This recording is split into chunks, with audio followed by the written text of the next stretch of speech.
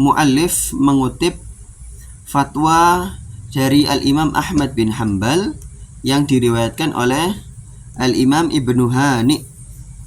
Qultu, Ibnu Hani bertanya, "Madza yaqulu bainat takbir?" Apa yang hendaknya diucapkan oleh orang yang bertakbir pada hari raya Id? Qala salatun 'alan nabi. Dijawab oleh Al-Imam Ahmad rahimahullah, yaitu bersolawat kepada Rasul sallallahu alaihi wasallam. Wa kullu ma da'a bihi min du'ain fahasanun. Dan doa apapun yang dipanjatkan oleh seorang yang bertakbir pada hari raya Id, maka itu apa? Fahasanun, sangat baik. Assalamualaikum warahmatullahi wabarakatuh. Bismillahirrahmanirrahim. Alhamdulillahi rabbil alamin. Alhamdulillahil qawiyyil matin. Alhamdulillahil azizil mubin. Alhamdulillahil mu'minil muhaimin. Allahumma salli wa sallim wa barik ala nabiyyina wa maulana Muhammadin wa ala alihi wa sahbihi ajma'in. Ma'asyiral viewers was subscribers, azzani Allah wa iyyakum. Semoga Allah subhanahu wa ta'ala senantiasa membimbing kita untuk berada di atas syariatnya ala fahmis salafil ummah. Amin ya rabbal alamin. Semoga kita juga kemudian memiliki pemahaman yang baik terhadap syariat ini, sehingga kita bisa berkumpul dengan Rasulullah Sallallahu Alaihi Wasallam di atas haudnya dan juga di jannahnya Allah Subhanahu Wa Taala. Amin ya rabbal alamin. Alhamdulillah, dinamika keilmuan umat Islam senantiasa berkembang dengan seiring berkembangnya media sosial, di mana umat Islam memanfaatkan media sosial ini untuk mendakwahkan Islam, baik dalam bentuk diskusi ilmiah, dalam bentuk kemudian mutalaah atau kajian dan lain sebagainya. Di antara kajian Islam yang perlu kita renungi bersama, perlu kita tafakuhi adalah diantaranya terkait dengan zikir-zikir atau doa-doa yang maksus, sementara tidak ada dalil secara syar'i pengkhususan tersebut ya.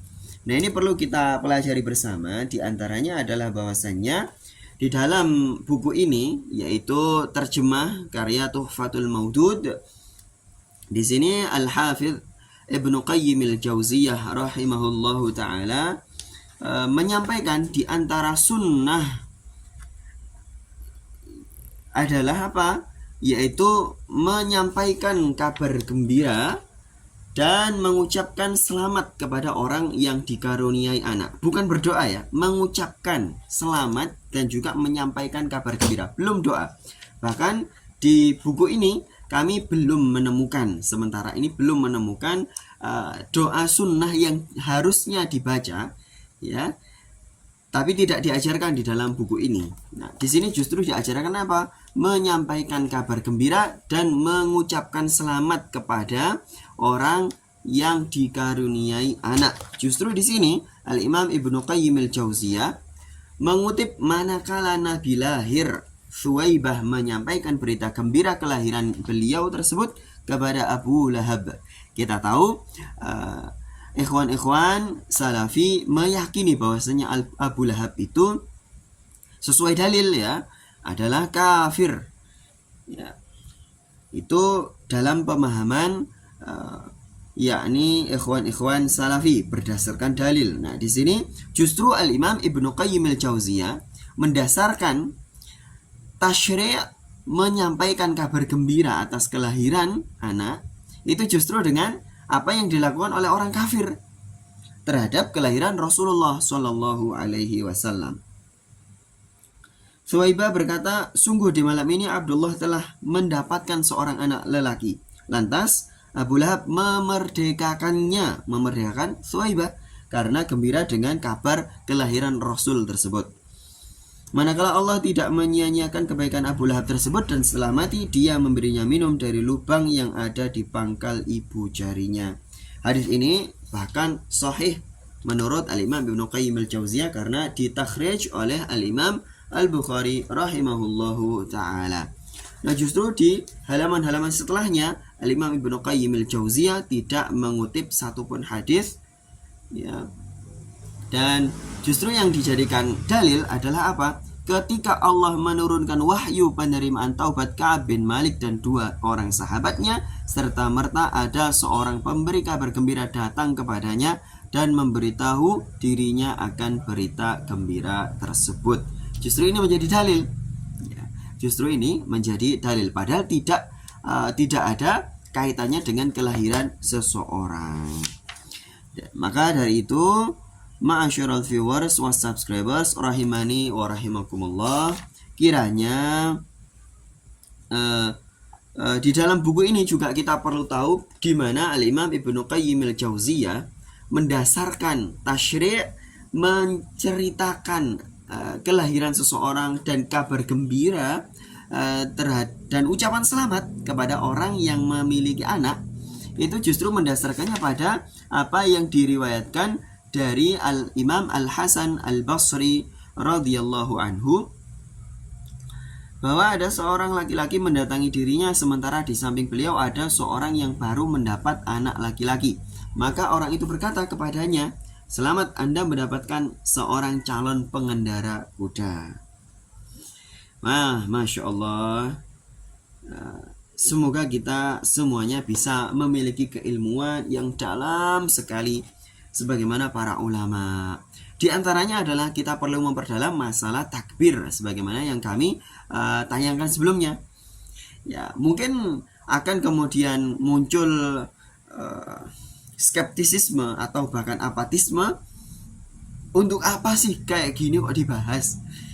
Untuk apa? Masih banyak perkara-perkara umat Islam ini yang harus dibahas. Seperti perbedaan Idul Fitri ini misalnya. Nah, di sini kita berikan sedikit targhib bahwasannya ilmu agama Islam itu sangat-sangat luas, sehingga kita masing-masing saling berlomba-lomba untuk mengkaji. Dan tidak boleh ada sendi-sendi agama Islam yang diabaikan, sebagaimana fatwa Al-Imam yakni Asy-Syaikh Salim bin Aid Al-Hilali bahwa agama Islam ini bukan terbagi ke dalam kulit dan isi, tapi seluruh agama Islam ini wajib untuk dipelajari dan diajarkan. Nah, sehingga ayyuhal ikhwah a'azzani Allah wa iyyakum, mari kita kaji bersama-sama apa yang menjadi bagian dari agama Islam ini, sebagaimana Allah Subhanahu wa taala berfirman, yaitu apa? Inna sa'yakum lasyatta, sesungguhnya amal kalian itu berbeda-beda, ya. Dan kemudian Allah juga berfirman, walikulli wijhatun huwa muwalliha fastabiqul khairat. Bagi ikhwan-ikhwan yang tidak suka dengan kajian yang furuk semacam ini, maka tafadhol bisa berpindah ke channel-channel yang lainnya. Bagi yang ingin mendalami agama Islam ini secara sampai pada furuknya, maka tafadhal bergabung bersama kami di dalam masalah ini. Ayyuhal ikhwah a'azzani Allah wa iyyakum. Kali ini kita akan mengkaji satu kitab supaya kita bisa mendapatkan fawaid ilmiah, yakni kitab yang akan menunjukkan kepada kita bagaimana hukum bersolawat kepada Rasul sallallahu alaihi wasallam baina takbiratil Aid, di antara takbir-takbir pada hari raya. Apakah hal tersebut diperbolehkan oleh syariat atau tidak? Dan ini adalah satu kitab yang insya Allah bisa menambah pemahaman kita terhadap syariat ini. Waqad tafarradal Hanabilatu, di mana para ulama madhab Hambali, yaitu Al-Imam Ahmad bin Hanbal radhiyallahu anhu, bidzalika hatta 'ani syi'ati fastahabbus salata.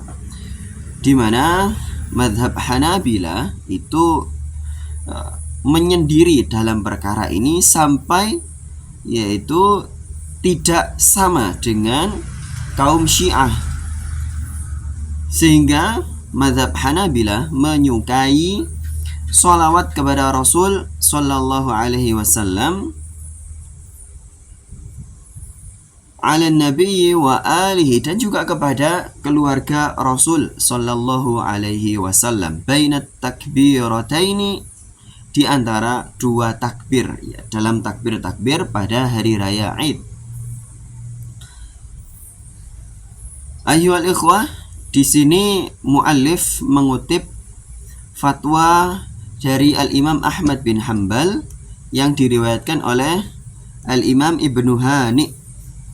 Qultu, Ibnu Hani bertanya, "Madza yaqulu bainat takbir?" Apa yang hendaknya diucapkan oleh orang yang bertakbir pada hari raya Id? Qala salatun 'alan nabi. Dijawab oleh Al-Imam Ahmad rahimahullah, yaitu bersolawat kepada Rasul sallallahu alaihi wasallam. Wa kullu ma da'a bihi min du'ain fa hasanun, dan doa apapun yang dipanjatkan oleh seorang yang bertakbir pada hari raya Id, maka itu apa? Fahasanun, sangat baik. Jadi di sini Al-Imam Ahmad bin Hanbal itu menerapkan kaidah usul, yaitu istihsan.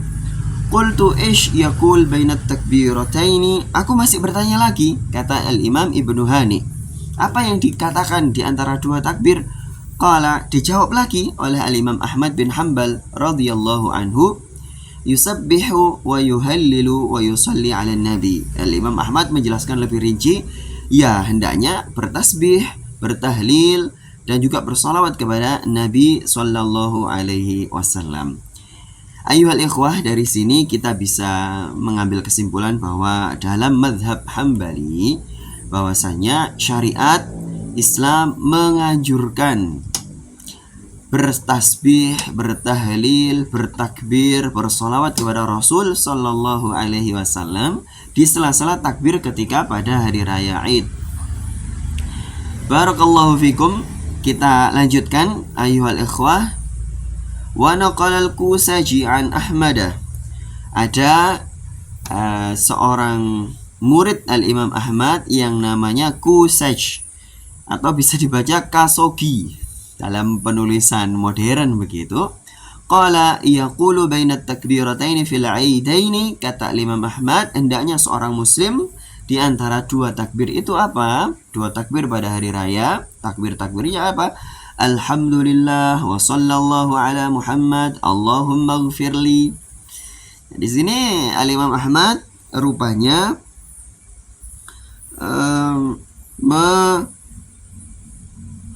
menggabungkan banyak zikir-zikir pada saat takbir, yaitu apa? Alhamdulillah wa sallallahu ala Muhammad, bahkan digabung dengan doa Allahumma ighfirli.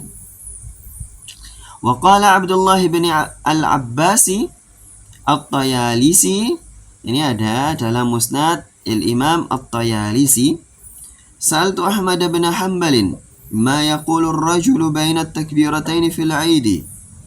Apa yang harus dikatakan? Ini pertanyaan dari Al-Imam At-Tayalisi kepada Al-Imam Ahmad bin Hanbal radhiyallahu anhuma, tentang apa yang perlu diucapkan orang yang bertakbir pada hari raya Id. Qala yaqulu subhanallahi walhamdulillah wa la ilaha illallah wallahu akbar, Allahumma salli ala Muhammadin nabiyil ummi wa ala ali Muhammad waghfir lana warhamna, wa kadzalika yarwi an Ibnu Mas'ud. Jadi apa yang diamalkan dan diajarkan secara massal kepada masyarakat oleh Al-Imam Ahmad bin Hanbal radhiyallahu anhu, ini rupanya teriwayatkan ma'thur, ya, dari Al-Imam Abdullah bin Mas'udin radhiyallahu anhu as-sahabi, salah seorang sahabat Rasul sallallahu alaihi wasallam yang terkenal memiliki watak yang sangat tegas terhadap zikir-zikir yang tidak disyariatkan. Ya, rupanya justru ini disyariatkan dalam riwayat Al-Imam Abdullah bin Mas'udin radhiyallahu anhu, salah seorang sahabat Rasul sallallahu alaihi wasallam. Nah, di sini kemudian muallifnya mengutip kitab atau referensi dari beberapa kitab ya. Ma'asyiral viewers wa subscribers, a'azzani Allah wa iyyakum. Semoga ini menjadi wawasan tambahan kepada kita bahwasannya agama Islam ini sangat luas ya, sehingga kita perlu untuk mengkaji agama Islam ini dalam waktu yang cukup lama. Lebih-lebih kita juga perlu mengkajinya itu bukan sendirian dan bukan langsung melalui Al-Quran dan hadis.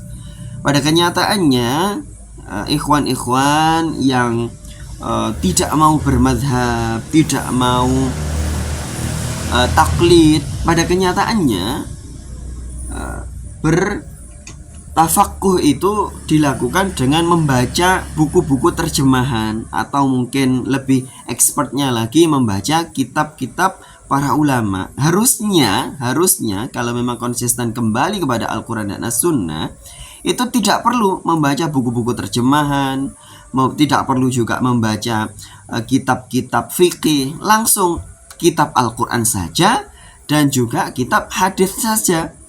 Kitab hadis pun harusnya punya banyak koleksi, mulai dari Sahih Al-Bukhari, Sahih Muslim, Sunan Abi Dawud, Sunan At-Tirmidzi, Sunan An-Nasai, Sunan Ibnu Majah, ya, kemudian Musnad Ahmad, kemudian kitab Al-Muwatta yang kami beberapa punya kitab-kitab hadis tersebut ya. Alhamdulillah, ini karunia dari Allah.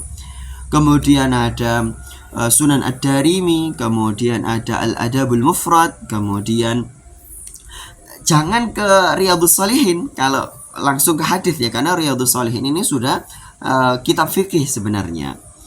Kemudian ke mana? Jangan ke Bulughul Maram juga, langsung ke kitab induknya hadis. Kalau memang konsisten, dan kitab induk hadis itu banyak sekali ya. Musnad Imam Ahmad bin Hanbal itu Masya Allah 22 jilid kalau tidak salah, atau bahkan lebih. Nah, itu harusnya semacam itu. Tapi tentunya yang namanya keilmuan itu berkembang luas, berkembang berproses. Kita sesama umat Islam saling melengkapi, kita kan satu tubuh ya, sehingga mungkin ada ikhwan-ikhwan yang fokus mengkaji kitab-kitab hadis. Alhamdulillah, ini patut kita syukuri. Ada juga ikhwan-ikhwan yang fokus mengaji kitab-kitab fikih. Bagus. Dan ini saling kemudian berkontribusi begitu. Sesama Islam, ada yang fokus mengkaji kitab-kitab akidah, mengkoleksi banyak sekali. Kitab tafsir juga demikian, banyak sekali. Nah, di belakang kami ada beberapa kitab tafsir, ada sekitar 5 yang kami miliki, dan alhamdulillah kami juga konsisten untuk mengkajinya. Dan ini memang sesama Islam ini sangat-sangat patut kita untuk saling membantu ya. Al-mu'minu lil mu'mini kal bunyani yashuddu ba'duhu ba'dan. Dan sehingga kita bagi kawan-kawan ada juga al-ikhwan yang berkomentar mengkaji semacam ini. Sebelumnya kami menayangkan hukum tentang bertakbir secara jama'i, kemudian dikomentari oleh salah satu ikhwan hafizahullah ta'ala bahwa ini kayak umat Islam itu gak ada kerjaan membahas yang semacam ini. Loh, justru inilah pekerjaan umat Islam, mengkaji agamanya yang sangat-sangat luas dan saling berkontribusi, saling bertukar pikiran, saling mengkaji nalar masing-masing, sehingga nanti bisa ditemukan mana nalar yang final, yang kemudian menjadi konsensus umat Islam, yang bisa menjadi hujjah kita di hadapan Allah Subhanahu wa ta'ala. Nanti ketika ditanya, kamu beramal yang semacam itu ikut ulama siapa? Dapat ilmu dari mana? Benarkah itu sampai kepada Rasulullah Sallallahu Alaihi Wasallam? Ma'asyiral viewers wa subscribers rahimani wa rahimakumullah, kiranya ini sedikit ilmu, dan nantikan selalu perkembangan keilmuan melalui channel Quantum Fikih ini diantaranya. Dan sekali lagi kami juga mengingatkan bahwasannya sebagaimana fatwa dari Syekh Shalih Al-Fauzan, bahwasannya kita sesama umat Islam memiliki kewajiban untuk berwala. Bahkan di kitab Nawaqidul Imani Al-Qawliyati Wal-Amaliyati karya Dr. Abdul Aziz bin Muhammad bin Ali Abdul Latif ya, pada halaman 358 ya, di sini dikatakan bahwasannya innal wala'a wal bara'a syartun fil imani, bahwasanya wala dan bara itu merupakan syarat iman. Artinya iman seseorang itu dalam pemahaman Syekh Dr. Alu Abdul Latif ini adalah tidak sempurna kalau tidak wala kepada sesama umat Islam. Sehingga kita di dalam perbedaan, di dalam ikhtilaf, sepanjang ikhtilaf tersebut mu'tabar, maka kita harus tetap wala kepada sesama muslim. Lebih-lebih di dalam buku ini misalnya, atau di buku ini misalnya juga disampaikan bahwasannya madhabnya Al-Imam Al-Mujaddid Muhammad bin Abdul Wahhab rahimahullahu ta'ala adalah madhab Hambali dalam masail furu'iyah. Sehingga tadi kami sudah sampaikan bahwasanya madhab Al-Imam Ahmad bin Hambal itu adalah apa? Di dalam bertakbir pada hari raya itu bisa, dan bahkan ya, watafarroda tadi disampaikan di dalam kitab tadi, watafarroda artinya apa? Hampir-hampir sangat-sangat menekankan di dalam bertakbir di antara dua hari raya itu diselingi dengan sholawat, diselingi dengan tahmid, diselingi dengan doa dan lain sebagainya. Ma'asyiral viewers, ayyuhal ikhwah, a'azzani Allah wa iyyakum. Ini sekedar fawaid yang semoga bermanfaat bagi kita semuanya. Hadanallahu wa iyyakum ajma'in. Subhanakallahumma wa bihamdika asyhadu an la ilaha illa anta astaghfiruka wa atubu ilaik. Assalamualaikum warahmatullahi wabarakatuh.